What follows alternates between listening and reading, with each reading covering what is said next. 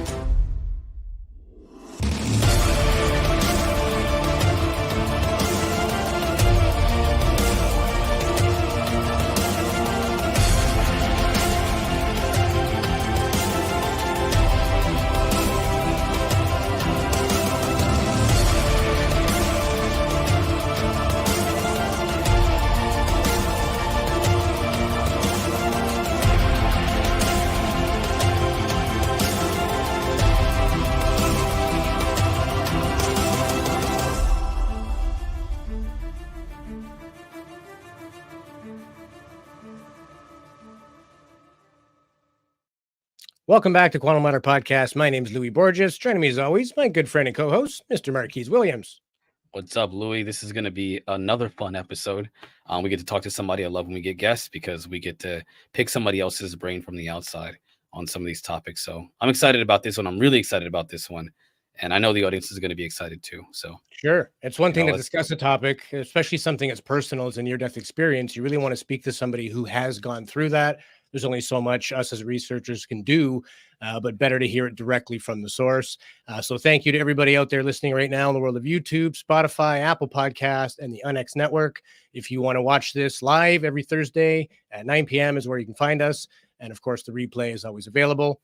And before we get into things, we want to say today's show is sponsored by our good friends at H2 Water Expert. If you don't filter your water, you become the filter for your water. If you want to learn more about hydrogen therapy or proper filtration, check out h2waterexpert.com. And without further ado, we will bring on today's guest. She is the state director of MUFON, Oklahoma. She is a near-death experiencer. She's been on shows like Ancient Aliens on television and some more projects coming out later this year. She's an awesome lady to have around. She's one of our favorites. So welcome to the show, Mindy Tautfest. Hey, guys. Thanks so much for having me. Thanks for being here. So you are correct you here. I'm no longer the Oklahoma State Director of MUFON. I am the National Director of Training. So I've been promoted. You've had a promotion. So I have. Yeah. Good for you. We now have a new director here in Oklahoma named Mike Six, and he's a 30-year law enforcement. He was a Marine pilot and all kinds of stuff. He's wonderful. So Oklahoma's in good hands, and I'm on to other things now with training new investigators. So amazing. Yeah, well, congrats. I mean, you're very well deserving of that. You always put in the effort. You're always factual. You don't just sort of shoot from the hip, and you have a certain professionalism about you that the topic deserves. And I think a lot of people could learn from that. There's a lot of people just kind of making, entertaining content, not necessarily factual. So kudos to you for keeping it real and for your promotion. So for anyone who doesn't maybe know you or hasn't seen you on TV or anything like that, tell us a little bit about yourself and tell us your experience and what led to you, writing a book about it and helping other people with theirs. Well, I'll just jump right in with what led up to the near-death experience. At the time, it was 2016 when we moved out to the family farm. It was about a 300-acre wheat farm there in northern Oklahoma where my father-in-law lived. And he was having some health problems. So he had asked for my husband to come back out and kind of help around the farm, tending to the cattle and whatnot. And so the only place out there really was like this little flimsy trailer house that was across the street. And so that's where we ended up having to move into until we could build a house of our own out there on the family land. So that's kind of the setting where we were. We were in the middle of nowhere. The closest town was about 30 miles away. And so it was just me and my trailer. The day that I had my aneurysm, it started off, I woke up that morning and my face was a little bit swollen. And it was the day of the US presidential election between Trump and Hillary. And so we were excited. We wanted to go vote. We wanted to teach our kids about voting. They were 6 and 8 at the time. So they were still real young. It was going to be the first time, actually letting them go with us and get their little sticker and whatnot. And we were a very, very deeply religious family. My husband was a Southern Baptist minister. We had traveled all over the state of Oklahoma preaching the gospel, and we had our nightly Bible studies, and we raised our kids up in the ways of the Lord. And so we were very devout Christian at this time. So I get up that morning.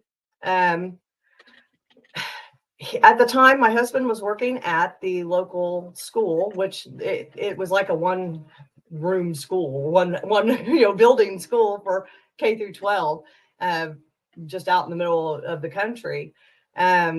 So he would drive the school bus in the morning. He coached basketball and football and everything, and he would take the kids with him on the school bus to and from school.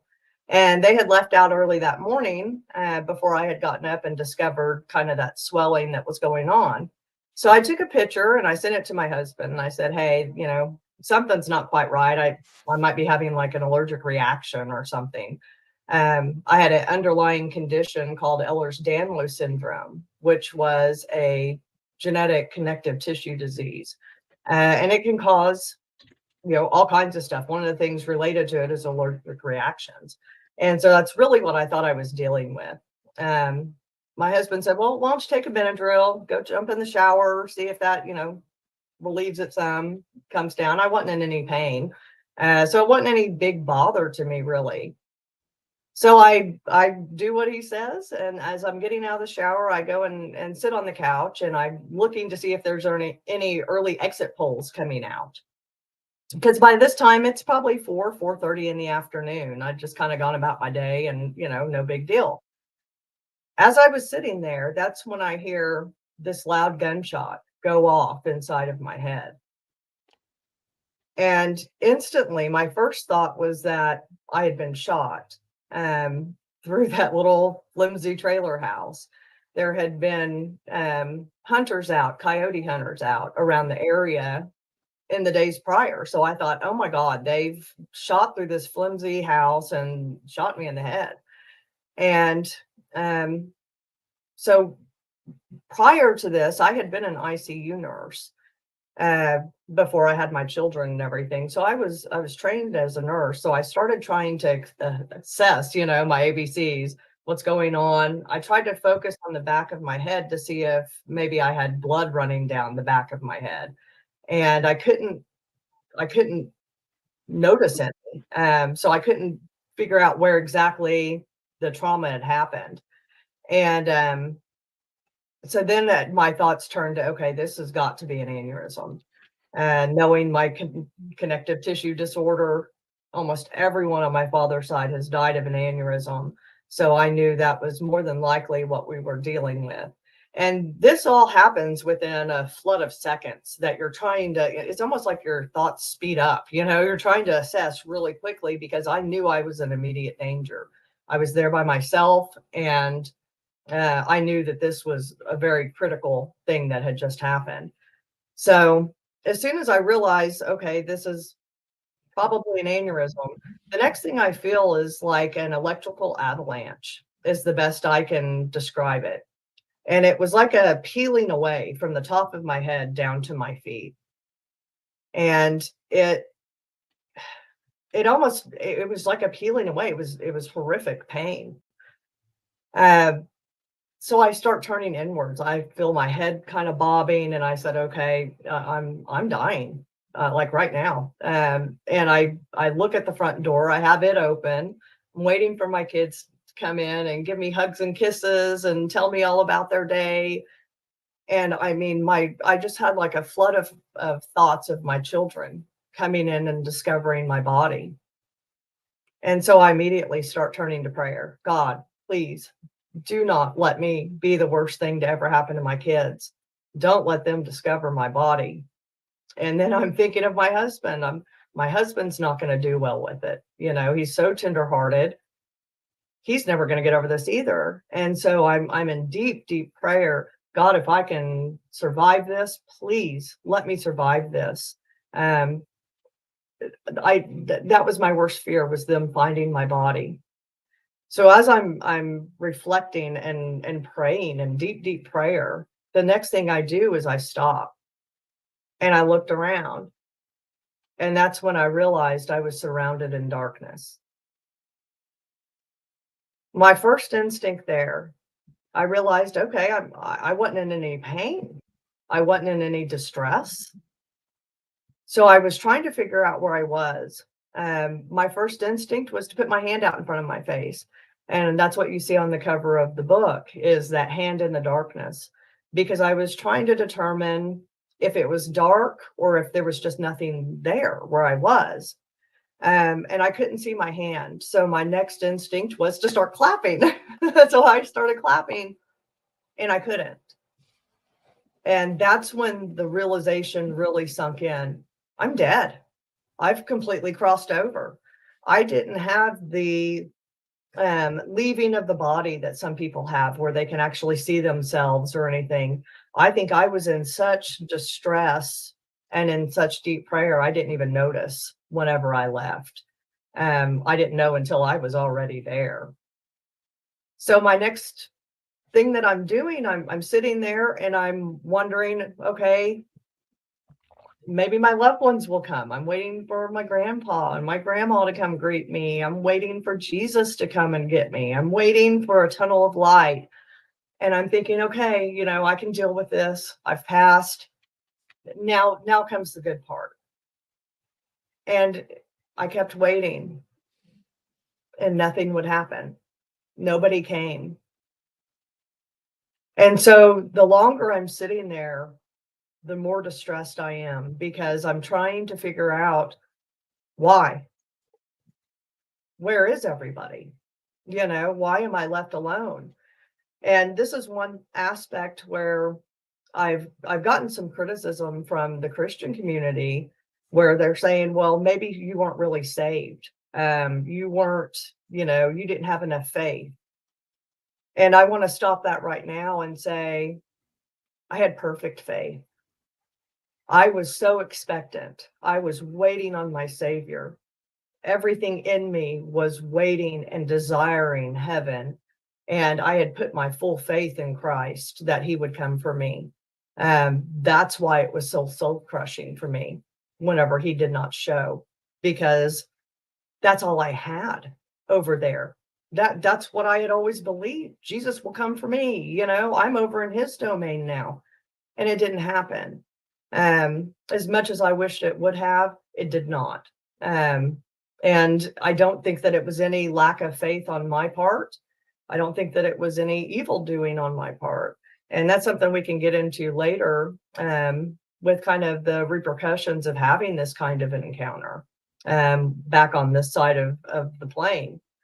But as I was sitting there waiting, I started doing it. I didn't get a life review. I ended up having more of kind of an internal reflection of myself. And I'm wondering, what has separated me? Why am I not allowed into heaven? What's wrong? I was even waiting for judgment, you know, and I was praying, God, you know, please let Jesus be my righteousness. I can't make it in without him. Obviously, I've done something to separate me. You know, be my righteousness so I can get in. And I'm there. I'm just kind of looking over my life and what I could have done that could have separated me from a Savior that I had put full faith in my entire life. I didn't understand. And so as I sat there, the distress just kept growing. because I almost felt like I was a spectacle. I could feel the source all around me. And this is another thing that some people will say, is that the void is void of anything. But for me, that's not how it was. The void was full of every aspect of reality. I mean, it was the beginning and the end, the Alpha and the Omega. It was an immense force. God was. It wasn't a man in the sky. It was this force that surrounded me, but I was separate from. And so, me being separate from it, I was separate from everything. And that again was a whole nother level of distress, because I had just lost my husband and kids. I had just lost my earthly life. I had no savior there for me. And I was alone. I was terrified. I thought I was going to be there forever. And do you want me to stop? I No. think we lost Marquis. No, it's okay. Marquise, I think, is having some technical difficulty. He just messaged me. He's going to log out and log back in. We're all good. But I wanted to ask you, did you have, like, I've heard other stories where people have described like a life review where their life kind of flashes before their eyes, almost like the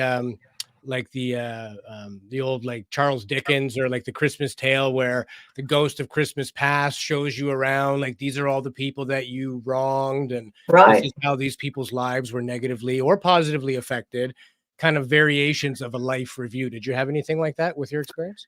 Well, that's what I was saying. Mine isn't necessarily a life review. It was more of an internal reflection, just trying to figure out what had separated me, why I didn't end up in heaven, because I thought that I was a good Christian. I thought that I had, put full faith. Everything in me was Christian. Everything in me led me to believe that I would end up in heaven. And that's why it was such a shock to me, and why it was so distressing for me. The environment itself was not distressing at all. It was the lack of response that was distressing. So in my hi Marquise. Sorry about that. I don't know what happened. Just You glitched on were me. freezing in various action poses. Yeah, you for the last were. 10 minutes. It was kind of fun to watch, but you were entertaining. Sorry, I'm so sorry. No, you're Sorry. fine. So right now we're discussing the life review. I Right. didn't have a life review like a lot of people do. And the life review is actually a really important aspect of what a lot of people end up in encountering on the other side, because they describe having a chance to feel situations from other people's perspectives. They know how they made that other person feel, because they're living it as that other person. And it almost carries on to where you understand the connections between people, and you don't want to wrong people, because you understand in doing that, you're wronging yourself. You're hurting yourself. You're hurting the whole of humanity by doing this stuff. So you really, people that have that kind of a life review, it changes them profoundly in that way, that they come back and they're very cautious about their actions, because they understand the repercussions, for years and years to come, of what it can do to people, and how that, then reflects on humanity. So mine So was not that is in this sort of depth. like the biblical description of like a purgatory? Do you think maybe you were kind of in like a no man's land or a middle state, not necessarily the final destination, i.e., heaven or hell or whatever that looks like, but do you feel like because you didn't fully cross over, maybe you were in some kind of a stasis or a middle state, and that's why it didn't feel familiar or what you had envisioned? Or do you just think that that was how it actually is for everybody? It's just your, Christian upbringing that told you it would be a certain way, and it wasn't 100% that way. Well, I don't feel like I was in purgatory. I don't feel like I was under any kind of judgment. And again, we can get into that much more deeply. I think that I was in an incredible place. If I would have been raised Buddhist, I would have known that I was in nirvana. I had reached the highest heaven. And with what I returned with, which, like I said, once we get into that portion of the story, it'll explain a little more about my feelings about where I was. At the time, I didn't understand, but now doing all of the investigation my, on different religions, on just where I stood on things. There are so many traditions around the world that start with this area of darkness, whether it was none or chaos or, any number of different void-like places. That's what existed prior to anything. And that's exactly where I was. And that's what I felt around me, was that whole potential for being, the whole potential for existence. Everything came out of that source that I was surrounded by. But again, me being separate from it, how soul crushing. I couldn't do anything to take my mind off of my misery and my confusion and my fear, because I couldn't even twiddle my thumbs. I couldn't turn on TV. There was nothing to look at. There was nothing to take my misery away. I had to sit with it. And it was so amplified because that's all I was my thoughts and my feelings floating in this darkness. So let me jump back into the story here a little. After I had started reflecting, I thought, have I not loved others enough? And I'd never struggled with that. I loved people just fine. But when I asked myself if I loved myself, that's where the deep realization came in, that I had to learn to love myself, to live my purpose, and to fully love others, and a deeper understanding than what I ever did. Once I had that realization, that's whenever the entity showed up over my left shoulder. And it was definitely a male figure, but it was not a deity. It wasn't an angel. It wasn't even human. And he showed me kind of a reluctant kindness, like he was not supposed to be intervening, but my distress was at such a level that he said, I'm going to peek in here and just end this for her. And whenever he did, he told me straight to my mind, you are not going to be here forever.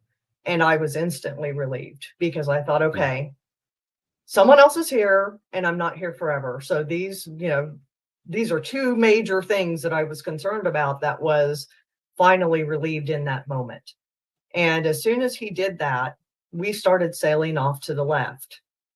It's like he led, and like I was, attracted with him over to the left. And as we went over, that's when I started seeing that purple glow in the distance. And as we got closer and closer, I saw the pink lines connecting everything in there. And it joined up and glowed bright yellow, where all these lines intersected. And as I got closer and closer, it just gave off immense peace and love. And he told me that's the fabric of humanity. And I sat there just in complete awe, because it was so important. Like it had the utmost importance. And what came to me was like, it was almost like a collection of souls, and all of the goodness had been collected there within that nebula. It looked like the cosmic web, if you've seen a picture of it. I've seen that since, and I thought, I went and grabbed my husband. I said, that's what I saw. I had before described it as a map of brain neurons, but they look exactly the same. Yeah. So that's what he has shown me. And I wanted to go towards it, and he knew I did, but he kind of indicated, no, it's not for you. And when he did that, we sailed off further to the left, and I was instantly inserted back in my body. Now, when I came to, I was slumped over on the couch, and we had what I finally, 2 years later, understood was a vertebral artery dissection, which is one of the main arteries that goes into your brain. There were two giant rips in it, and somehow it clotted off enough to bring me back. I had had a stroke, and so my right arm was completely limp. My speech was slurred. I was laying over on the couch and trying to find my phone. I kept trying to sit up, and I kept falling over, and, just in a panic. My head was ringing, worst headache you ever had. It felt like lava flowing through my skull. And everything was muffled, and I had lost 90% of my hearing due to the aneurysm. I was able to find my phone and call my father-in-law, who was right across the street, and within minutes, he was standing in my front room. And shortly, I mean, within minutes after him coming in, my husband and children arrived home. And, you know, I knew then, okay, I'm going to get to medical treatment. So they loaded me up and drove me 30 miles away to the nearest small town hospital, who did one scan, and they said, your neck probably shifted, because over the course of the time I was there, the feeling was coming back in my arm, my speech was starting to clear, and they thought maybe I had a pinched nerve. They sent me home, and I said, no, this was severe. Something happened. And this unfortunately turned into a 2-year quest of them sending me home repeatedly, acting like I was a drug seeker, sending me to my neurologist, who said, you have migraines that look like strokes. Take a bath, relax, quit coming to the hospital. And so that's what I would do. And I had multiple strokes following this, where I sat in the bathtub with my arm limp and just crying, you know, because I couldn't get any help. So this went on for 2 years, and I was nearly passing out every day. I was living in my own personal hell, because I was locked in this body that was constantly trying to kill me, and terrified of going back to the void. I did not talk about my near-death experience for the first 2 years. I didn't think. During the period right after I had my aneurysm, I did move in with a friend from church, because she lived right next to the hospital. And so, and I'd only met her maybe 3 times, and she said, come live with me. I'm right next to the hospital, you know.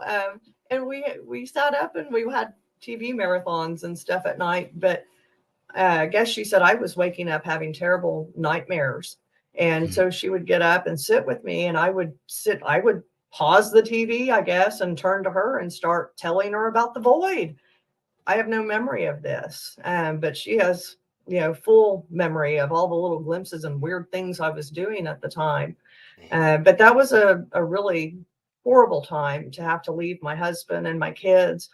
I cried every night. I remember crying just from that separation, because I was dealing with the physical repercussions of what I had been through, the mental repercussions, trying to piece together my spirituality that had just completely crumbled in front of me. I was broken in every way a person could be broken. So finally, after 2 years of this kind of suffering, we packed up and we moved to Oklahoma City. And that was the turning point. I'm originally from Oklahoma City, so I was coming back home. So, you know, just jumped right back into it. We had bought a house here, you know, near the hospital, one of the bigger hospital systems here in the city. And it was really kind of divine intervention what happened after that, because we had got a Roku stick. We hadn't got our DVR or anything set up at the time, you know, so we were just watching stuff on Roku. And they had the little 30-second commercials you have to watch. Every single one was for Integris Baptist Medical System, which is right down the road. And they were having a deal that was like Heroes of the Hospital, and, you know, finding out these medical mysteries. And sure enough, I mean, beyond chance, there was a young blonde ICU nurse who had gotten up and gotten in the shower, leaned back, and heard an explosion in her head. And she fell to the ground, and her arm went limp, and she was slurring her speech. And I thought, oh my God. And it's like, you know, to find out more, visit our website. So, you know, I'm pulling it up as quick as I can. And come to find out, I watched the rest of it. She had had a vertebral artery dissection. And this is something I had never heard of, being a nurse. But I contacted that doctor, and within 2 weeks, I was in getting the proper, you know, assessment, the right kind of test. They had to run a wire up into my brain and everything. but that's where they finally found it. And I remember the radiologist, he took a picture on his own personal cell phone because they don't see it very often. And he showed it to me. He said, we found it. We found it. You've got 2 big rips there in your vertebral artery. And I cried, because I knew finally we know what has happened. And we knew the instance of if it would repeat or not, because that had been one of my biggest fears, was if this happens again, I don't think I'll survive. So again, it was kind of like a divine intervention there to get me to where I needed to go. That was kind of the turning point. At 2018, I ended up back in the hospital in the neuro step down because I had another rip. And my blood pressure was hovering 40/20. I wasn't doing good. Told my husband, we need to look at funeral arrangements. Mom has a plot over here. At the time I was 38. So, I mean, that's not something you want to speak with, you don't want to be thinking about that in your 30s. And you got young kids, and I was trying like hell to hang on, but we needed to not ignore, reality. So we were looking, this is where the burial plot is. This is who I want in our children's lives, to be a strong female figure. Just different funeral arrangements, things that I wanted, songs to be played, whatever. And so my husband said, what do you want to do while you're here? What can I do for you? What can we do to make happy memories for the kids? And I said, I want to go to Roswell. And so he said, okay, we'll do it.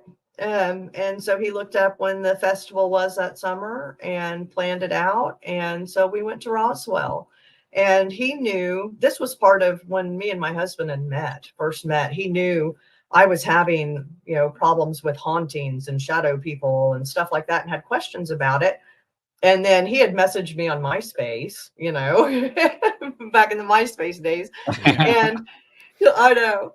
And I said, oh, you're a preacher.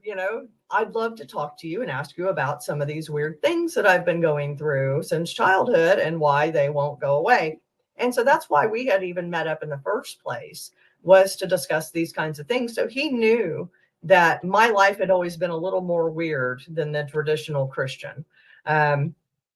So it wasn't any surprise to him. I had always had a deep, deep interest in UFOs, and was the kid that was riding my bike down to the bookmobile to get every UFO book I could get. And I wasn't watching cartoons. I was watching sightings and, unsolved mysteries, the unexplained, anything I could find, even from a very young age. So Roswell really was the dream. So anyways, we go out to Roswell, and I got to meet all the speakers. I still was in terrible health, still about passing out and everything. But I was amazed that you could walk up to the booths and actually talk to the speakers. I had never been to a convention like this before. So it was mind blowing and just a dream come true. So one of the speakers that was there was Kathleen Martin, she's the niece of Betty and Barney Hill. You guys both know. Yep. She, Betty and Barney had the big abduction case out in the Northeast in the 60s. So she was a speaker there, and she had recently started the experiencer resource team for MUFON. And I had heard of MUFON before. I had thought about joining them years before, but I thought, well, I'm not a police officer. I'm not military. I don't know if I really have anything to offer. Talked myself out of it. But then meeting Kathleen, I was speaking to her more about finding out about quantum healing hypnosis technique to try to start integrating my near-death experience. And I was trying to be kind of quiet about it because I still hadn't told my husband about the near-death experience. But I was wanting to find out about it healing trauma, which my husband knew I had physically. And so in speaking with her, I thought, MUFON, man, I need to revisit this. So on the way home, I'm pulling up MUFON, and my husband's driving, and I'm just reading everything off the website. And I'm like, man, we need to go to some meetings. We need to see if they have them in Oklahoma. So I called up to headquarters, and I ended up talking with Doug Wilson, who was director of investigations at the time. And this is like number 2 or 3 guy in the whole organization. And he sits on the phone for like 2.5 hours with me, answering every question. And he said, well, we don't have people in Oklahoma, but we need people. And, you know, if you want to be an investigator, we can train you. And I said, okay, sign me up. I was concerned about having to go out and like visit people. But when you're first starting out, most of it's online. So I was like, well, I got a computer. So, you know, I could take a nap in between if I need it, and I can work on it when I feel good. And so I did. I jumped in both feet, and within a year became state director here. And then within another year is whenever I was bumped up to director of training with MUFON, and you know, undertook the MUFON University, and getting together a whole training platform for training new investigators. So that's kind of been my journey from the near death into the UFO side of things. And now I'm part of the experiencer resource team to help other encounters or other experiencers with their encounters. So it's like the bird's eye view of your life experiences there. There right? you go. There is a lot that give me so many questions, and I want to preface what I do with everybody. I tend to ask very deep and philosophical questions. I apologize if they are too deep. They're just ponderings. I pontificate a lot. But I want to know first, because you at the beginning of your history, your experiences, you talked about when you had this experience where you heard the loud bang, and then you started to kind of go into this near-death experience. You during that experience, you saw lights of some kind. I believe they were purple at first. This is towards the end of the experience. You saw the purple lights and pink connected lights. You also mentioned that there was a person or an entity that was there. That was kind of over your shoulder, that there was a presence that you could sense was a male figure. My question is, do you think that it was a positive entity, or do you think that it was an indifferent one? And then there's a 2-part question. My second part to that question is, what are your thoughts on the idea that experience of almost exactly of whether they be lights or the near-death experiences, where there's a figure or an entity there that kind of guides you through this experience towards the end back to this life, tends to be something that could be, or it could be, a way to keep us here. And it might not be a positive thing to keep us on this earth in a state of what we call suffering. Right. Well, I think he wasn't necessarily good or bad. I think he was a very neutral figure. I feel like he knew about me and was there to help guide. So a spirit guide or something, sure. I'm not willing to like put a name on it because I couldn't identify him. I didn't necessarily know him, but he knew me. And he was trying to ease my suffering, but from a very calm standpoint. And as far as like sending me back, I was begging to come back. Yeah, of course. You know, for me, this isn't a sentence or anything. I think it's a gift to be here. And I was not ready to let go of that gift. You know, I wanted to see my kids grow old and, you know, experience life with my husband. And like I said, I was one that was begging to come back. You know, whenever I do end up over there, finally, you know, for once and for all, then that'll be my time. But I did not feel like it was my time. And so from the moment that aneurysm ruptured, boy, I was fighting to come back here with all my might. So before we go to our halfway break, I want to ask you, do you think it was did you have some influence on that, or it just wasn't meant to be? Or do you really think that you were going there and you sort of willed yourself back on this side? You want me to answer that now? Yeah. Oh, okay.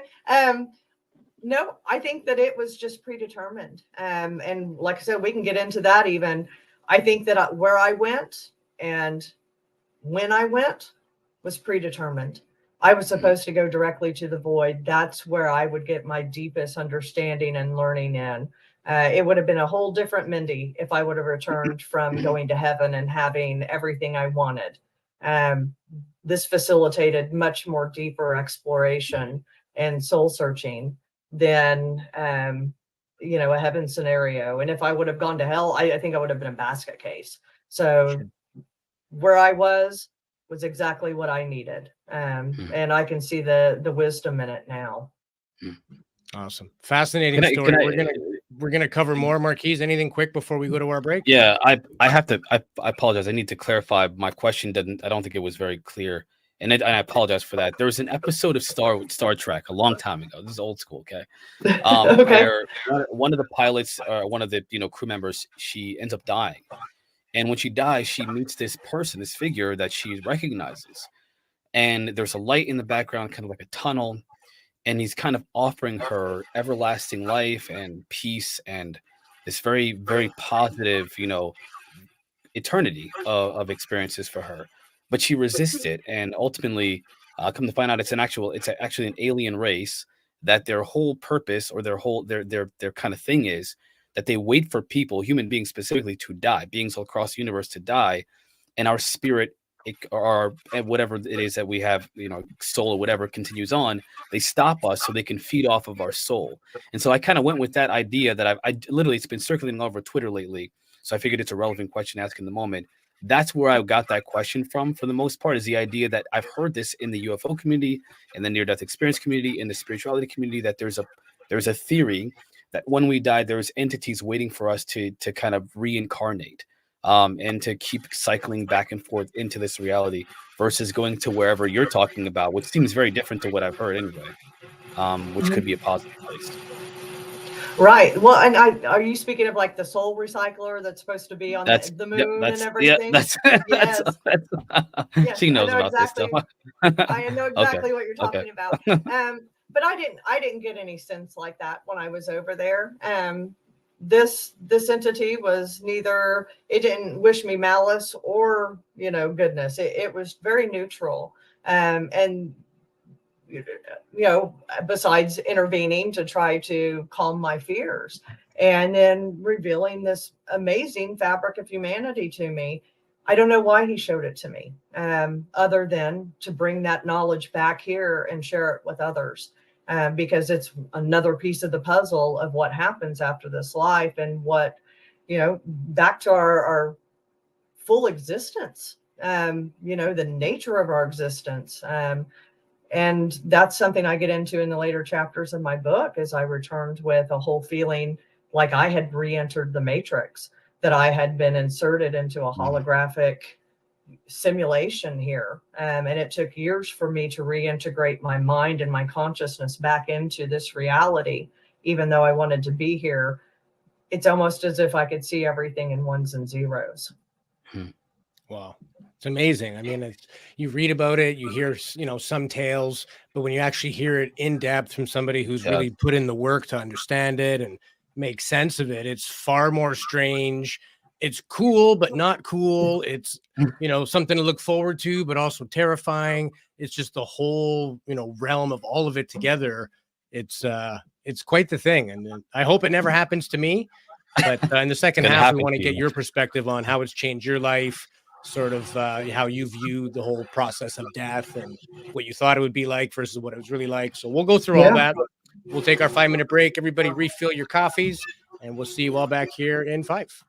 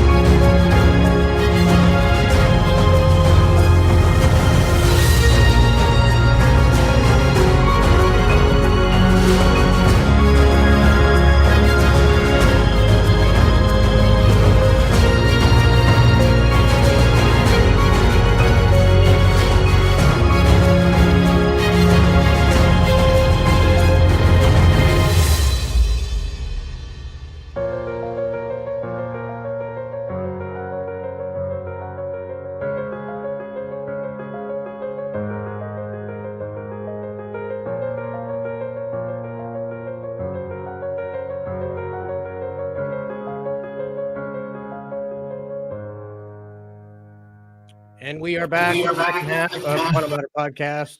Welcome to it, everybody. If you're just joining us, we're chatting with our friend Mindy Tautfest about her near-death experience. And now I wanted to ask you, a lot of people who describe their experience, when they come back, they say, you know, it was wonderful, it's nothing to fear. But you mentioned this void that was not comfortable, and the fear, was it the separation from your family, or was it just the void gives you that feeling of sort of not good, not warm, loving, happy? So how has your perspective changed on what you thought death would be like versus what you actually went through?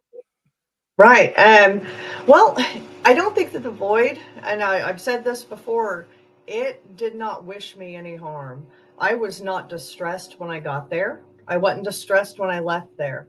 My distress came from within myself because I did not understand where I was. And the feeling of separation from everything in creation was overwhelming. I think that would crush anybody spiritually, to be completely disconnected from everything, and not understanding why. So my feelings about it, yes, it's changed. I know in the moment when I was there, I was inconsolable, and there was nothing to console me while I was there. It literally was void of any kind of comfort. So, it was more sterile than it was mean, or bad or harmful. Yeah. So my thoughts on the void have changed over time, being able to separate myself from the overwhelming feeling I had during that time. I can now see the wisdom in it, because it, like I was starting to say before, it really was what I needed to course correct me. Mindy going to heaven, I wouldn't have changed a thing. I would have come back and praise God, I'm saved and I know where I'm going. I would have had no problem. Going to hell, I would have been a basket case. I would have been terrified the rest of my life. I have too high of anxiety to have to try to pick that apart. So I'm very thankful that's not what I had. The void was a good neutral place where I think that I needed that reality check. I needed that stop in my life. And I do think it was predetermined for me to go specifically to the void. So I would ask the right questions, and I would, correct myself, my spirit, where it needed to be. For as, I was a good person before. I was a good Christian. I love people and everything, but there is so much more. There are so much deeper levels of loving people that I didn't understand. So much deeper level of loving myself that I didn't understand. Had it not been for that reality check in the void, I never would have gotten there as quickly as I have, at least. And it ended up course correcting me in my, life ventures and stuff. Before being, very highly religious, I didn't want to embarrass my husband looking into UFOs and stuff. I don't know how small town, Oklahoma churches would look at it. And I see you smiling. Probably not that great. Right. And so it was kind of a sacrifice for me. Which, Yes, exactly. So, it enabled me to go ahead and pursue that in a way that I knew that I always was supposed to. Even though I had no idea, how do you get into UFO investigations? That you can't go to college for it. You can now. You can go to MUFON University, but before, I mean, how do you even get started? I want to be an expert on UFOs. Well, good luck with that. Join the FBI or So it really led me to where I needed to be, where I always knew I was supposed to be, but had no clue how to get there. Let me go ahead and back up some, if you guys don't mind, Sure. and pick up where I left off after the near-death experience. 2 years after, had my, trip to Roswell, came back. I was suffering terribly with PTSD from the physical side of things. I finally had gotten hearing aids, which thank God, because I couldn't hear anything. Obviously, losing 90% of my hearing, I was trying to learn how to read lips, and it greatly decreased my ability just to survive in a normal capacity. So I had gotten my hearing aids, but they would make little noises. They would switch over, where it would zone in on someone speaking in front of me, and I would think that something had changed in my head, and I would freak out, thinking that I'm having another aneurysm. Or the kids would, drop a cup or something, and I would freak out. I'm like, my God, you can't do that, and they're little kids, and here I'm just on edge. So another divine intervention happened where the school my husband was working at here in the city, one of his teacher friends had just gotten her counseling license, and she was going to be quitting teaching and moving into counseling. And we had asked her about references for, Christian counselors. And out here, they were very expensive for a teacher's salary. So we couldn't do it. And I said, okay, well, I'm just going to have to suffer through it, I guess. And she said, no, absolutely not. I'll drive over on my lunch break every Tuesday. I still wasn't driving because I was afraid of passing out behind the wheel. So she did. This beautiful woman left school each day in the middle of her school day from teaching to come over and listen to me cry for an hour and walk me through and trying to give me some grounding exercises and stuff. What's her number? Because I need help. Well, I know, right? Wonderful person. I've been blessed with some really wonderful people. For as many people as I lost during this process, I gained some really true friends. And I wouldn't trade it. But she did. She came over. She talked to me for a year. That she came over and walked me through things. And I finally got to the point where I said, I want to tell you about something. I'm finally ready to talk about the near-death experience. And I had started kind of looking up online, and I called it the dark abyss because I didn't know it was called the void. And, dying and going to the abyss, or, just trying to find anything. And I had come across IONS, which is the International Association for Near-Death Studies. And so I kind of just, bookmarked it and went on. Texted her and said, this Tuesday, let's talk about it. I've got some deep things to discuss on another level to try to process this. And I want to be able to tell John, my husband, about it. And then the pandemic hit. So we weren't using Zoom a lot and everything at that time. And so I waited for several weeks, and it was just overwhelming. Was so crushed in every way. I was trying to start to get my physical side under control, my responses to that, but the spiritual, that was the last one. That one was in complete shambles. My mental state, trying to even begin picking apart the void encounter. I didn't even know what to do. So in that time, I was struggling with, I couldn't watch football. I mean, I had completely changed. Being in Oklahoma, I'm an Oklahoma girl, and we're, cheering on our Sooners and our Cowboys, and we had the whole house divided, and I couldn't do it. The violence of slamming into each other was too much for my spirit. I couldn't listen to music anymore. I used to love heavy metal and stuff, heavy rap. I couldn't listen to any of it. It was just nature sounds or Hertz music was the only thing that my spirit could handle. And this was 2 years out. At that time, Black Lives Matter was picking up.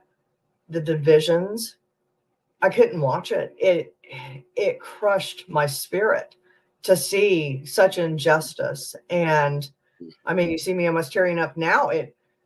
It was overwhelming, and it still is to some degree, to see how people treat each other, and unnecessarily just hatred and ignorance. And after existing over in the void with my own feelings and outside of that kind of environment that we're all surrounded in here on Earth, it was hard to reintegrate. It was very difficult to accept that as part of our reality. because I felt that ultimate love and connection there coming from the fabric of humanity, and that's not what I was experiencing back here on Earth.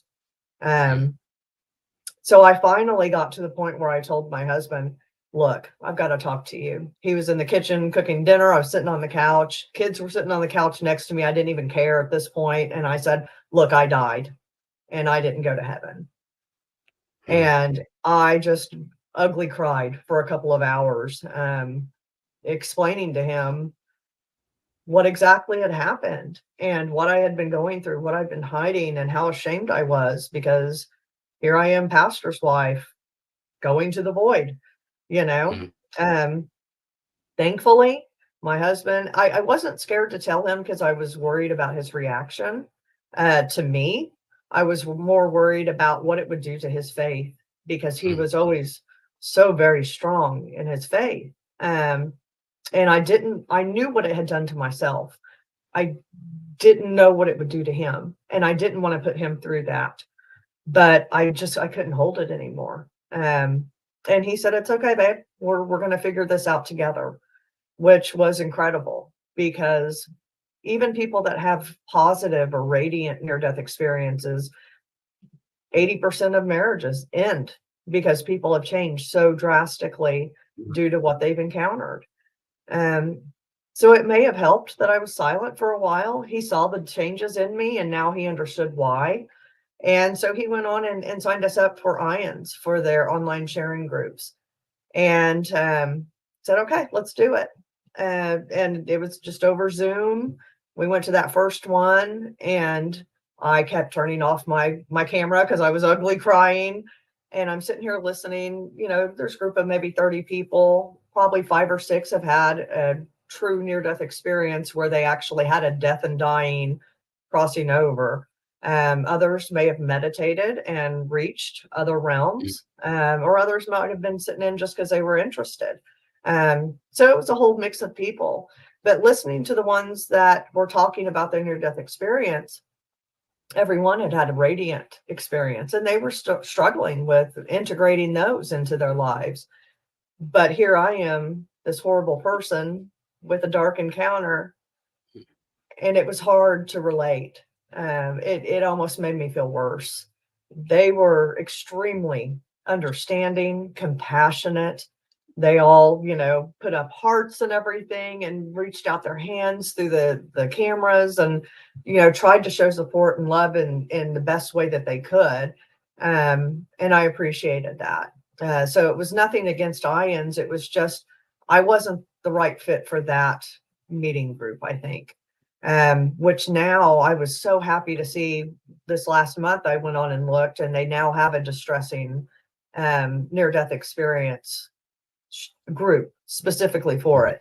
And it's led by a lady named Kathy McDaniel, who had a hell experience. She was a Catholic woman that went to hell and went through several layers of it. And her story is just atrocious, what she went through and has been able to overcome. But she's the right person for that. So it was really interesting going to that meeting this last month and speaking with others who said it was horrible. You know, I was terrified, and I'm like, yes, these are my people. You know? Because it's hard whenever you're the only one going, no, I was so scared, you know, I was so alone. And then you hear other people saying it was so beautiful, and I felt unlimited love, and you can't relate. So that's become one of the things that's become very important to me. I went on to, like I said, become part of the experiencer resource team with MUFON, and a lot of the alien ET encounters, abduction encounters, they're distressing. You know, some people have wonderful encounters with the CE5 and they welcome them in, but I think that the CE5 movement would be very similar to people that are meditating their way into, you know, other realms, such as the void or whatever. It's a different level of trauma whenever you are somewhere against your will. So someone who's had a near-death encounter, who has literally gone through death and dying and are dealing with the physical ramifications of that, they are in an environment out of their control. It's very similar to what ET encounters do to those experiencers, where they are out of control, they're removed from their environment. They can't just wake up and be unabducted. Same thing with people that have actually had the death and dying into a near-death experience. There's no escape. It is out of your control. And so that's just a whole nother level of trauma that has to be brought in and considered whenever we're looking at this.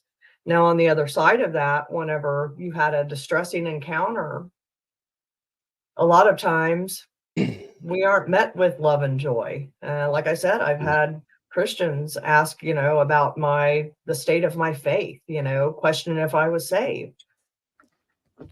I was as saved as I thought I could be, So to be torn down with your character, people point fingers at you. What did you do to deserve to be there? Well, you must have done something. It's your fault. Well, why are people having wonderful encounters? What have they done? What is their fault for being there? What have they done so grand that has led them to be able to be in the lap of Jesus? I don't know. But to point fingers at someone who's had a distressing encounter, who has been torn down in every single way, trauma of the physical dying, the trauma of returning, and trying to make any sense of a spirituality that may be in shambles, to be greeted by that community, the spiritual community or religious community, neglecting you, trying to find community and solace in a group that should understand near-death experiences, only to feel neglected there because you can't identify with the radiant encounters. There are so many levels of trauma that go into people who have come back with this distressing. I had my own mother said, "What, you don't believe in Jesus now?" Hung up on. I'm going to pray for you. I had a pastor at a convention verbally attack me, came up with a list of questions and was pointing in my face and quoting scripture, and then told me, "I'm not even going to talk to you. I don't want to hear your answer because your husband isn't in here to be able to account for why he's allowing you to speak about this." Wow. Oh I was going to gosh. ask you, how has your faith changed as somebody who is very regimented, maybe by the book in some communities? Has faith increased, but sort of literal interpretation decreased? Like, I'm curious, how has your belief Right. system morphed? That's the $1 million question. And, I've been waiting 8 years to find out where I sit on that, because I wanted desperately to cling to my religion. That has always been my comfort. My Savior has always been my comfort, my go-to every day, every night, every waking moment. And to have lost that, I was extremely hurt that I wasn't visited, that I wasn't greeted by Christ. I mean, that took years to process. And I think now more that it was just not right for me at that time. I needed to go through this by myself. I needed to find that strength in myself. Now, when I die again, will Christ be there? Possibly, hopefully, I'm still hopeful. But at the time, that's not what I needed. I needed to reflect in myself. I needed to be able to sit in that environment and have that time out to correct my path and go on where I'm at. As far as my faith now, I will never be an atheist. I encountered the source. I sat in front of him bare, with every bit of my being exposed. It was terrifying, but I returned from it, and if I'm there again, there'll be some familiarity there. I will never question the source. The source is real. The source is there. And is responsible for everything that we encounter. So that's where that lies. As far as the Bible, I've come across some other things, and I've come across a gentleman recently with some of his teachings that finally everything clicked. And this was within the last few months. I found this, and I said, "My God, that is it. This it makes sense to me." And his name is Paul Wallace. I don't know if you ever heard of him, either of you. He works with he was an Anglican priest, I believe. And he worked with Mauro Biglino, who was a Vatican translator, translated 17 different books for the Vatican. And he goes down to the very root words of some of the things found in the Old Testament. Strong's Concordance type stuff. Beyond that, like, this would be the man writing that. So, yeah. But what they've found in the Old Testament is relating it back to the Elohim. And this was things that I struggled with before even the near-death experience, where I would say, why would God say don't kill? And then here comes Moses off the mountain, and he's going, let's go slaughter all these women and children over here, you know? It didn't line up. It didn't line up with the source that I met. There was none of that in the source at all. And so trying to reconcile that with what I knew to be true now, firsthand experience of the source, there was no way that I could reconcile the violence and stuff that I saw in the Old Testament. What Paul and Mauro have brought forward makes perfect sense. I believe Billy Carson also is on that same wavelength, where they're looking more towards it being the Elohim. And these were ET encounters that were happening back in the Old Testament days. And it's reflecting what we found on the Sumerian tablets, and, been able to now translate Epic and Gilgamesh. It's all there in the Bible. But if you look at them compared to the old Sumerian writings, then we're seeing that it lines up very much with this being some otherworldly kind of contact in the Old Testament, rather than the reflection of an Old Testament God or the source. The source I know very much more New Testament. And I'm getting more into religion now. I'm sorry, but it makes sense. It makes sense. The Old Testament God is the wrathful one, vengeful one, tell you to kill your kid just to test your faith. And then you get the story of Jesus saying God is about forgiveness and love and abundance. It's not about, even the priests who were seen as holy men were gambling and casting dice and all that stuff, weren't really living the life supposed to be prescribed. And he kind of basically, he fought against the machine. He was like, this is politics. This is BS. This is not what God or source is about. This is games humans make. This isn't what the creator has made. Well, go ahead. Sorry. No, I don't want to interrupt you. I'm sorry. I was going to say, one of the things that Paul says is, Paul Wallace, he brings up that Jesus actually said, you're of your father, the devil. And he gives a representation of what the Old Testament God did to people. And he quotes it directly. He's like, what God would give you snakes or rocks when you say you're hungry, and so he's directly going against what the Old Testament had said. And I'm telling you, it was the first time in 8 years that something has sat right with me, that it was like, okay, this answers a lot of questions I've had for a very long time, and it makes sense. And this guy brings receipts. He's telling you the root words, the Elohim and the kavod being a spaceship, and it should have something of weight. Whereas it's normally translated as glory, as some spiritual thing, but it's normally a physical object, a kavod would be. So when God showed, or when Yahweh showed his kavod to Moses up on the mountain, and he had to hide himself behind a cliff, he was literally showing him his UFO. So these are things that I'm looking more into right now, and trying to learn more about kind of these different root words and everything, because it makes sense to me.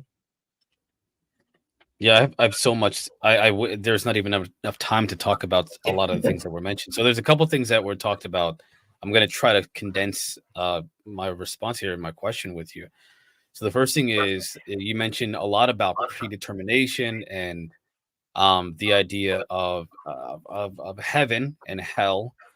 You did say that you struggle with whether or not you are necessarily a Christian biblically. I guess aligned with the biblical version of a Christian or whatever that might mean. And now I'm learning now about the conflict you have with the philosophy or the theories or the belief systems behind modern day Christianity versus what some of maybe the apostles were talking about. Or there's a very big difference between what the apostles said in terms of giving, for example, selling all your stuff and then sharing them amongst the people versus today's conservative Christian groups who say, hey, why are we feeding the homeless? These people, let's not worry about these people. Or why are we giving children school lunches? Because that's, they don't, need that stuff. And it's weird that there's a divide. But then when you mention the Elohim, the idea of these gods or the watchers from Enoch, the book of Enoch, the idea that there are these fallen angels or these beings, these entities that have essentially infiltrated humanity and are affecting our development and our society, our civilization. This is all a part of, I believe, a big picture. And when you talk about Billy Carson, he mentions a lot of things that talk about the ancient Egyptians and religions and these different texts that reference beings that have essentially influenced humanity. So I am 100% in there with you on that one. I do want to mention something you could talk about to your people, or who these people who claim to be Christian, which I am not one to say whether or not somebody is or not. But when they don't think about the Bible and what it actually says. There's a verse, and I looked it up here real quick I was listening to you. I believe Luke 16, verse 19 to 26 I have here. It talks about Abraham's bosom, where that beggar who was standing at the rich man's gates was asking for just a little bit to eat, and he let him die.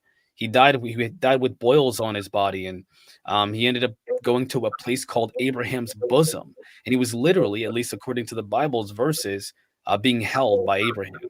And the rich man was in hell, looking up, asking for just a drop of water from his finger. He said that there's a divide between us. It's too great. I can't even do that, even if I wanted to. And so the idea that there isn't another place that isn't where Jesus is, or Jesus doesn't greet you there, that's in the Bible. I mean, Abraham's bosom is a place, apparently, that some people have gone to according to the Old Testament. A lot of people I've learned do not read their own Bible to learn about what it actually says. And it's interesting to me because when they have such conviction about their belief systems that are contrary to what the Bible says, it makes me wonder if the influence of the Elohim, these watchers, the gods, whatever they are affecting the consciousness of a very large portion of humanity. What do you think about that? Yeah, I think they've been here for a very long time. Obviously, there's a couple of different things that you threw in there. So I know. You said so much. I tried to do this. Yeah. So the Elohim, they would be the powerful ones. Yahweh was one of the most powerful. He was given dominion over the Israelites. So that is Yahweh's people. And I guess that even the Catholic Church had come out here within the last few years and said, in Christian worship, we shouldn't be referencing Yahweh. And I think they probably figured out that this isn't necessarily a Christian God. This was the Elohim of the Israelites, because it was divided up between different Elohim. And some people would refer those back to the Anunnaki that came here, that these Elohim were the Anunnaki. And they caused all kinds of wars, and they didn't like us that much, fighting between themselves. I think whenever we look more to the spiritual side of things, Jesus said it's very simple: love God and love others. Yeah. And that is very much the message I came away with. With it all wrapped up into one: love God and love others. I think that there's a divide between these different realms. I had mentioned before about almost feeling like I was inserted back into a matrix reality, where this is almost a simulation. And in my book, I talk about if you had a VR headset and you went into virtual reality and you were locked into that. You knew you had a wife and kids, you knew that you had a family and a job and a house, and you knew all of your life up until the time you put on that virtual reality headset. I felt like that's what I was locked into, because I knew my true existence over in the void, that pure existence of consciousness, and that connection that is supposed to be there with the source, with everything that I was initially cut off from. I knew that as my true existence, pure existence, and I'll return to that existence, whether it be in the void or whatever. But being back here on Earth, I literally felt like I was locked into a virtual reality, environment where I was now, forced to live out the rest of my life, which I was grateful for. I like I said, I fought like hell to get back here. But it was very different. There was something I had looked into. It's called derealization, and it can happen as a response to trauma. But I really didn't think that that's what I was going through, because derealization, you're almost like creating an environment to go to. I knew the reality of the void. I knew my existence there. So it's not like I was creating somewhere that I wanted to go. I literally had been there. I had memory of this place. It's like if I remembered a wonderful trip to Montana or something, I know Montana exists. Yeah. And so it's A lot of not times like people I'm say it's more creating real, this. right? Yeah. So that's kind of what I went through when I got back.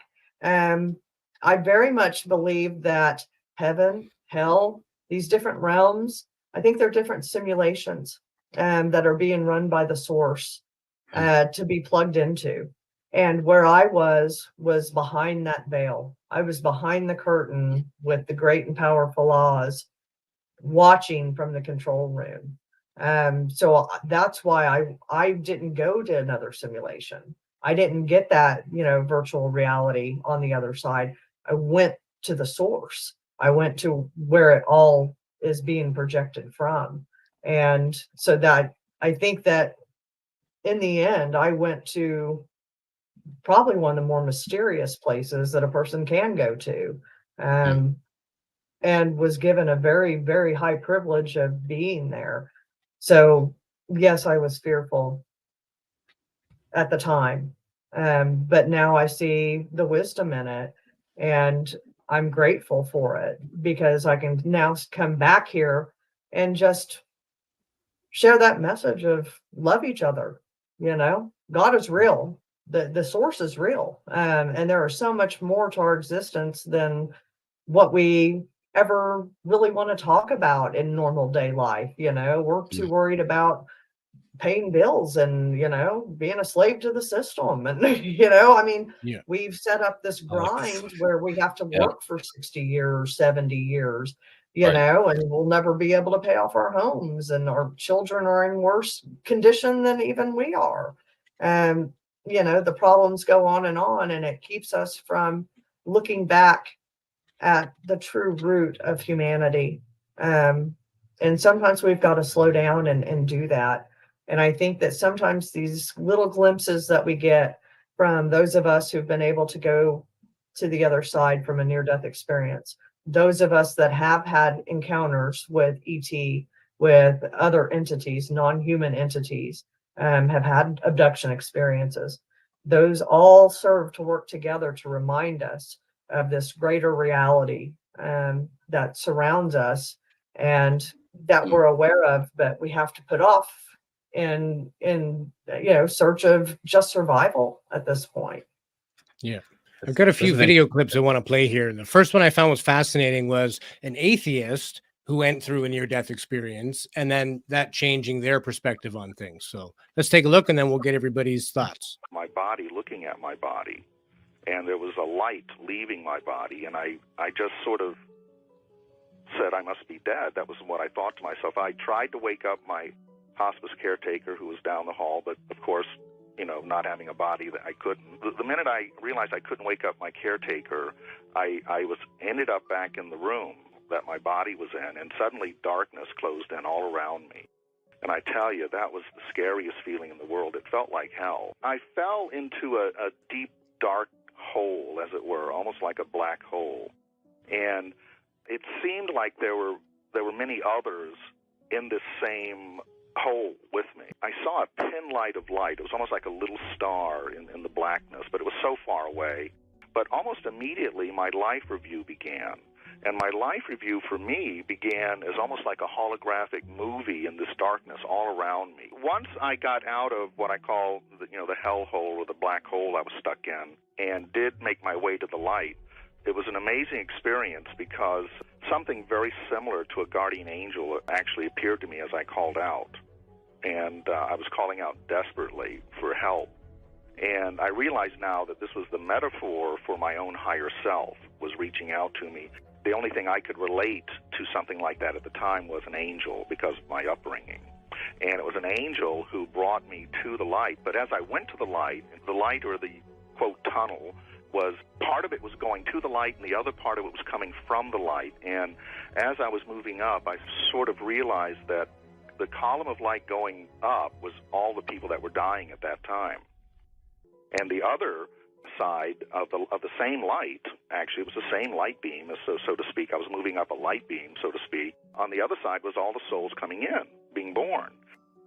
I was rescued by the light, taken to the light, and like any good atheist that stands before the light, I immediately knew it was God. My first big question to the light that I perceived as God, and I won't even go into how the light feels because you know it and you've talked about it a lot. It's fantastic. My first question to the light was, why is humanity so dark and doomed? Why was this ever created? At that moment, the light breathed me into it, and suddenly I found myself in a mandala. Is the only thing I can tell you it looked like, an endless mandala of living human souls, of all the human souls that had ever existed. And in that mandala of human souls, I could look into every human soul. And you may not believe this, but I had a look in all of your souls too. All of you were there, every human soul that had ever been. And in that, I could see no evil, no darkness whatsoever. And then I was shown my soul, and there was no darkness, nothing that I suspected. It was not there. It was all an illusion. And in that moment, it was like an atom bomb went off, and everything that I ever knew was obliterated. And then these souls, and it was all of you too, gave me life again. These souls gave my soul life again. And in that, my soul was reborn. I had never received such love in my life as I received in the mandala of human souls with the light. I keep that love alive in my heart forever. The 8th chakra is the ultraviolet chakra. And that's the chakra of purification. That happens when you finish your life review and you go to the light, you pass through what's called the 8th chakra, which is purification, because there's nothing in this world that you could ever do that will taint the oversoul, that will taint your soul. Nothing you will ever do, not even Adolf Hitler was tainted once he went through the light. And that's why the more you resist giving up what you might call darkness, the harder it is to get to the light. I know I was one of those. I was stuck to my darkness until I learned to forgive myself and forgive my life and love my life. In fact, I came back praying, I love my life, I love my life. And when my caretaker found me on the floor, I was talking in a low voice, and she said, I put my ear to your lips, and you were saying, I love my life, I love my life. What I learned, and what I believe to this day, is that the physical body that we live in actually gives us the most beautiful vehicle ever imagined to experience time and space, and to experience the universe in ways that cannot be experienced while you're in spirit. It's great to have organs, believe me. When you're on the other side, you don't have organs. And there may be people here that think they're in pain, that are in pain, that think their life is not anything like they want. But I tell you, I have met people that would give you anything for the worst day of your life because even the worst day of your life is so filled with potential. So a lot of similarities, right? The void, the sort of simulation, the mandala, the knowing, the surprise that it's not anything like I thought it would be. It wasn't discernible. Mm-hmm. What do you think? I know. I'm I'm blown away. I'm really fascinated with the mandala that, a lot of what he said is actually very similar to what I wrote in the book about what the fabric of humanity was, that it was a harmony of souls. There's the cover This of is your it. book right here. Yeah, Dying to Meet Them. One Woman's Incredible Journey from NDE to UAP by our friend Mindy Tautfest. That's a fascinating read. I did not read it all. I will be honest. I will admit, but from what I did read, it's very interesting. I wanted to give it its due justice, and I didn't want to skim it because I know it's quality. So, Well, thank you. Yeah. And I thank you for sharing that video, because really I hadn't heard that one. Was that Kenneth Storm or? I'm not sure. It was just entitled. It was on TikTok, and it was just entitled "An Atheist Near-Death Experience in His Own He sounds Words." really familiar. Yeah, he sounds really familiar. That voice, that voice. But yeah, the fact that he went into this mandala that sounds very, very much like my fabric of humanity. I think I glimpsed it from the outside. And the fact that you said that he found faith out of that, it's beautiful. I don't like people thinking that I've lost my faith or anything. My faith is transformed, which I just don't know how it could not be. So it seems like he's also transformed and gained a greater. There's no way you could be an atheist, like I said, after going through that, and you've met the source. You know that there's purpose for your life, and there's reason for you to be here. And you're returned with that mission to get on with it. And the spirit guide too. He mentioned having some entity to be there that heard his calling for help, heard his distress, similar to your experience. Only then did it intervene and say, "Hey, like, it's okay. You got this. It won't be forever." Yeah. There's a lot of similarities there. I thank you for sharing that. I hadn't heard that one before. I know I was scrolling TikTok a couple of years ago, and someone had done one of those little AI things where it said, tell it to draw the void. And it did. I actually have it saved on my computer, and it's part of my slideshow when I give presentations about the book. But it did. It built the void. It showed the fabric of humanity. It showed the dark box I was in with the person standing over it. And when the first time I saw that, I said, how in the world can that exist over here? That an AI could draw something so similar to what I described. I mean, I would say it would be about a 90% hit on everything that I experienced over there. So that kind of just blew me away. Have you seen the AI universe one? A guy's prompting, it says, show me the universe. And it's like a whole bunch of stars. He's like, no, zoom out. And then it's like clusters of galaxies, like zoom out more, zoom out more. Yes, I did see that one. And it turns into DNA at like the outside of the universe level. It looks like a DNA helix according to what AI envisions. It's fascinating. Yeah. It reminds you of like the end of Men in Black, where it zooms out and it's the marble, everything. So, but yeah, I mean, there's so many overlaps between the UFO phenomena and the near-death phenomena. And that's another thing I get into later in the book is some of the research that was put out by Dr. Kenneth Ring, who joined with him and Raymond Moody, Bruce Grayson, and then Michael Sabom. And they're the ones that actually created ions to, help near-death experiencers. I really related with Dr. Ring, and he's become a very good friend of mine since writing the book, because we both saw I had started seeing kind of the similarities between the near-death experiencers and the UFO experiencers when I was working with people on the ERT. And I said, someone smarter than me has got to have seen, some kind of similarity like I'm seeing. If there is one there, someone's seen it. And it was Dr. Ken Ring. He had done a whole series. He was a professor of psychology up at University of Connecticut back in the late 80s, early 90s, whenever he put together the study. He was studying near-death experiences, and a colleague said, you need to look at communion. This guy sounds a lot like your near-death experiencers. And so he read through it and he said, you're darn right. Let's look into this. So they put through a whole test, talked to near-death experiencers and UFO experiencers, and he found a list of commonalities between a encounter-prone personality and then a set of after effects, which is found in both sets of experiencers. And that's more of what I had been noticing, was those after effects. So, I mean, we're seeing that a lot of these phenomena overlap and line up. And I think that it has a lot to do with the structure of our reality, and kind of the things that these different types of experiencers have been through, where they've been removed from their environment and are thrust into these different scenarios that are outside of our normal operation.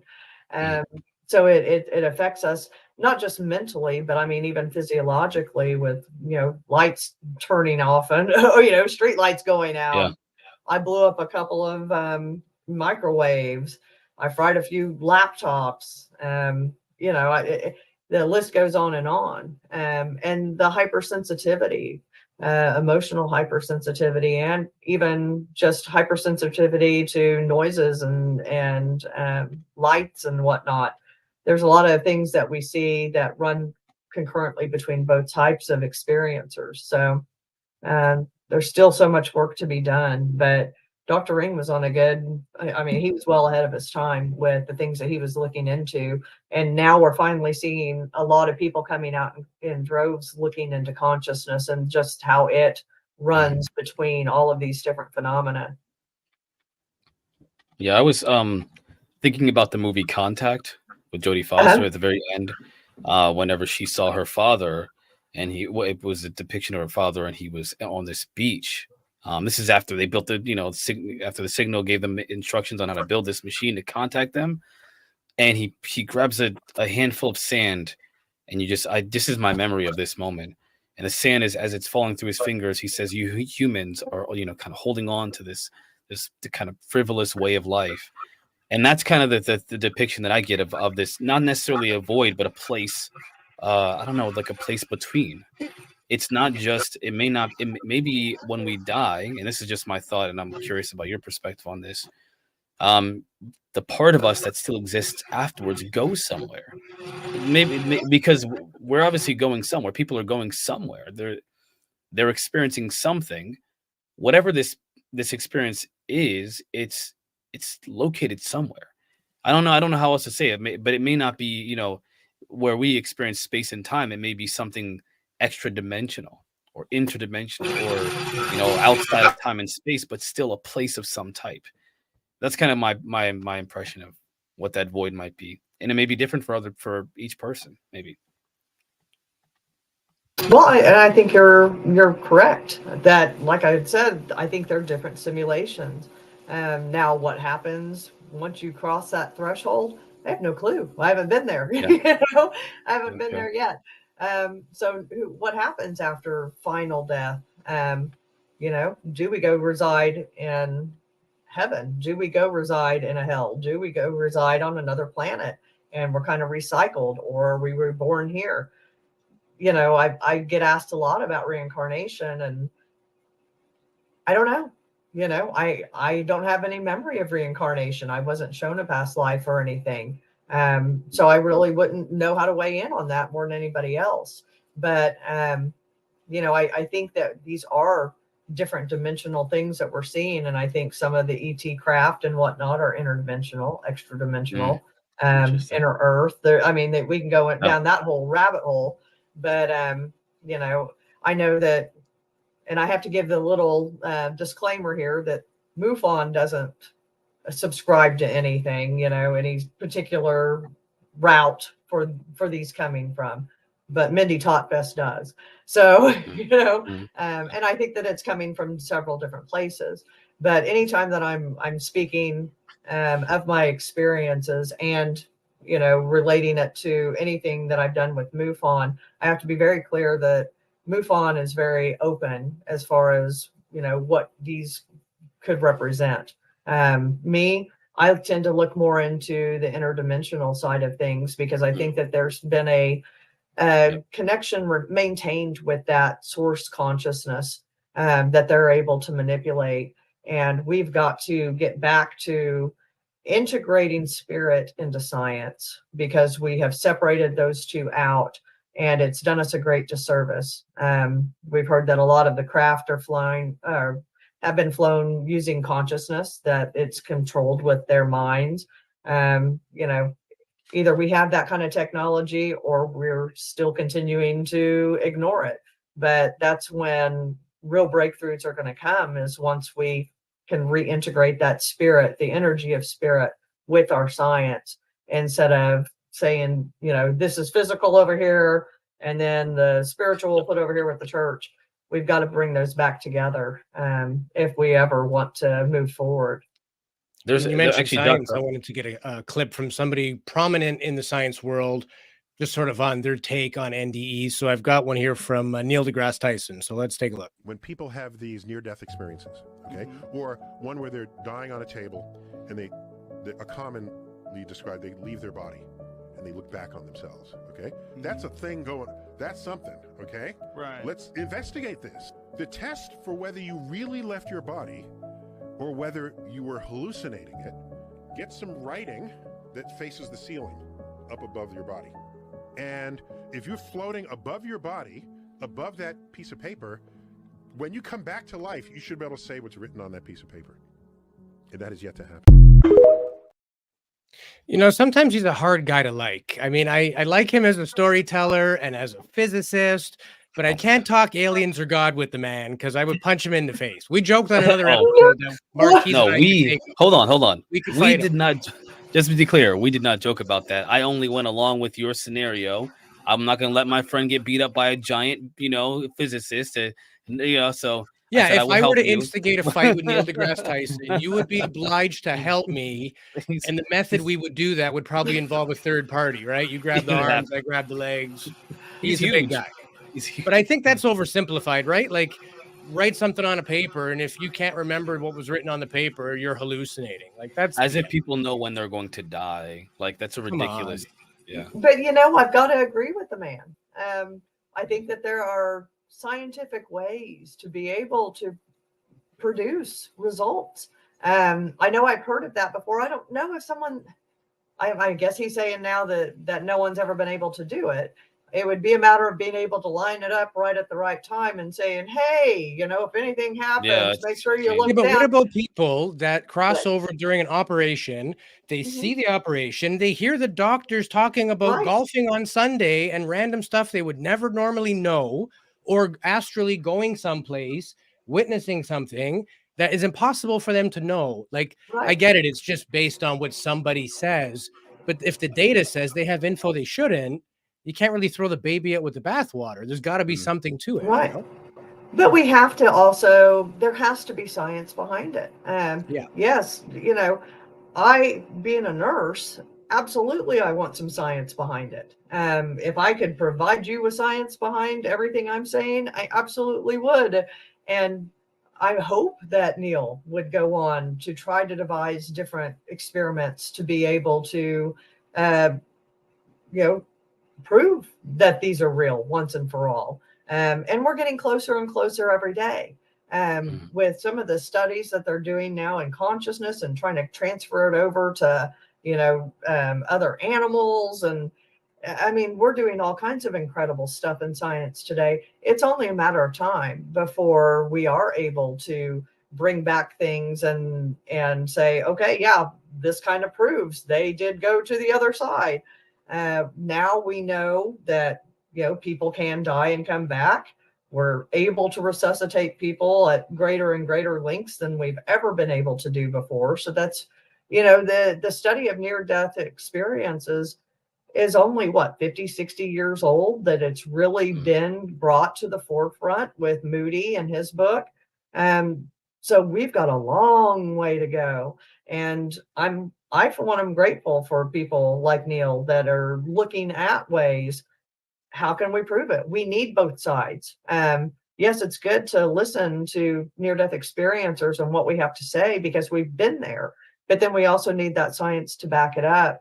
It's the same thing that I do with MUFON. I listen to my experiencers, what they've gone through, but I also go through a series of checks to make sure that, hey, if they got abducted and they have a picture of the craft, I'm going to go through and try to rule out every airplane. I'm going to try to rule out every rocket. I'm going to try to rule out every satellite. I'm going to try to rule out every planet and star that was, everything. I'm going to go through my entire checklist so it validates.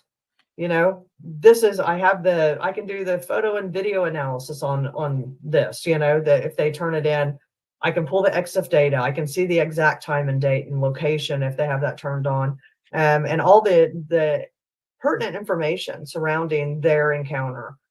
And that I'm doing my due diligence to be able to look at it and go, there is no explanation for what this picture that you're showing me. And that lends credibility more so to their extraordinary encounter with an abduction than if I would have just gone, okay, yeah, I believe you. So we need the science to back it up. And we'll get there one day. But it may be a slow climb, but we're doing enough studies now into consciousness and whatnot that we're getting closer.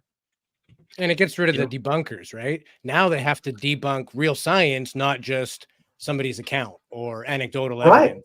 If you provide real data, it's like, okay, now you need better data to say this is BS. It can't just be your opinion anymore that person's lying. Right. It's a whole new set of metrics that you have to combat now, right?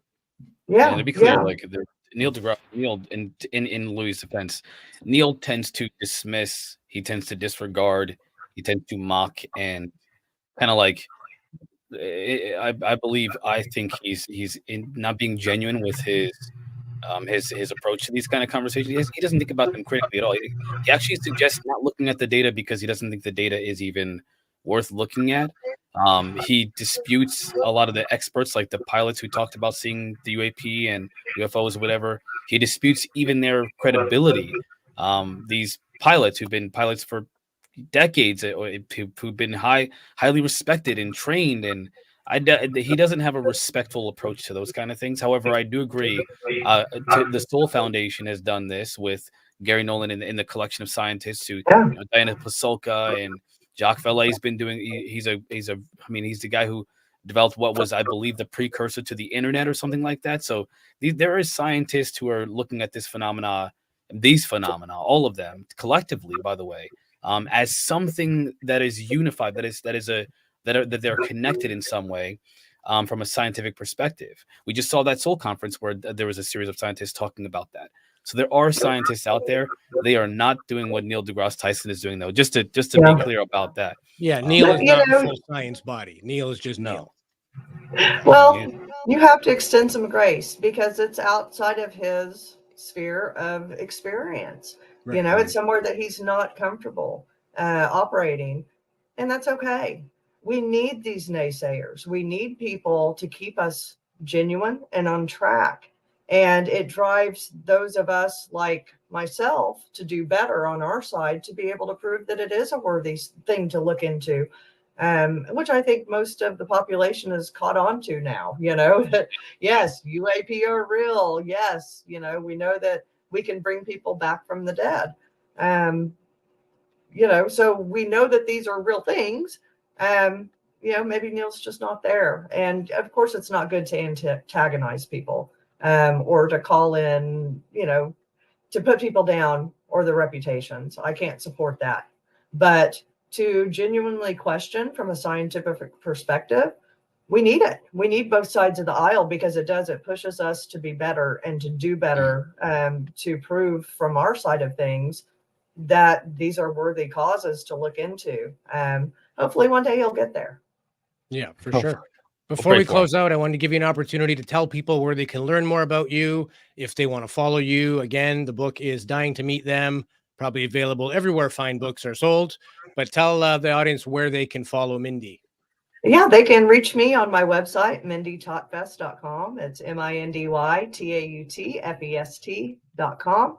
And there's a link to the book on there. There's also a link to all of the Hayden Hughes International UFO Bureau, which I'm the curator of, and has some good information on like Heaven's Gate, whenever he did his investigation with them, the Aurora crash, things going on in Hartshorn. I mean, all the incredible investigations that he was part of and that we're kind of carrying on with, especially with the Hartshorn stuff. That's where the big schoolyard encounter took place. That was case of the year for MUFON in 2021 that I investigated. So there's information on that. On the book page, there is a playlist of songs that really kind of people like music to help set the tone.